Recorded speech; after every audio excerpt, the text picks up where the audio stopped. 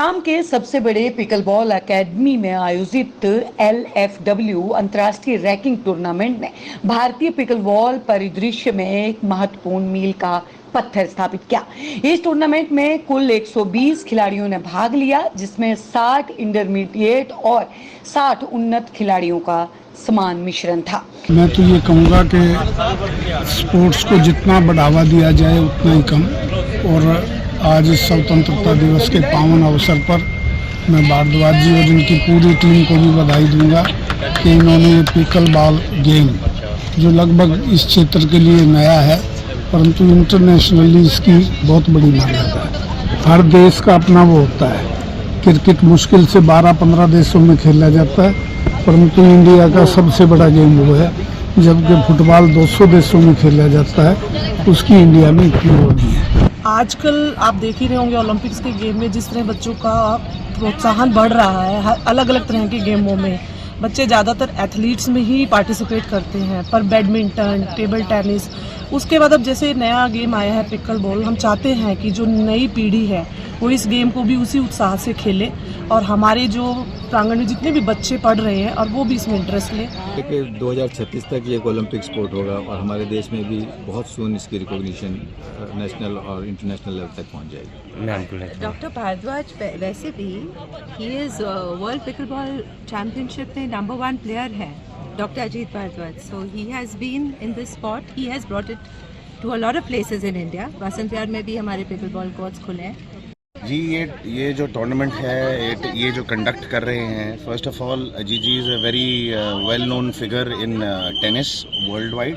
Above 60 he is number 1 in pickleball and tennis. So इनकी निगरानी में ये जो एकेडमी जो खोल रहे हैं बहुत ही उम्दा एकेडमी होगी।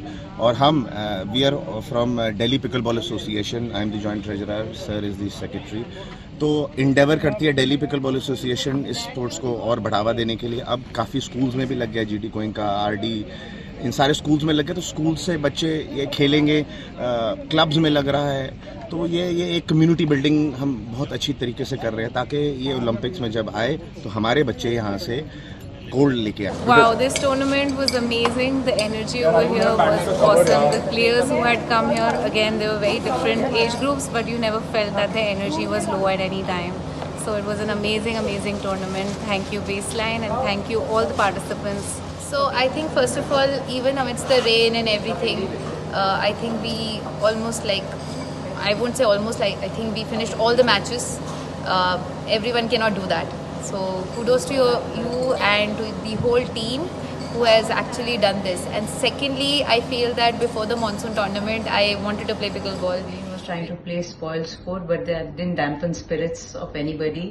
I think the very philosophy that the show must go on happened, and we made the best of the situation. So the courts that we got to play briefly on, the new courts, they are fantastic. I love the bounce. I thought they were a little slower than where we play, which worked to my advantage and my partner's advantage. And not expected this at all. I volunteered it for just as a friend circle and as a part of the pickleball community. But when I'm playing my final round for the 35 doubles, and I got a news that I won a medal. It is a Jula medal, and again the same time won a 35 doubles with Mr. Akhil, the gold medal also. So it was a double surprise, and the best tournament came with me. So I'm very much happy for this tournament and the Baseline Sports who sponsored this pedal.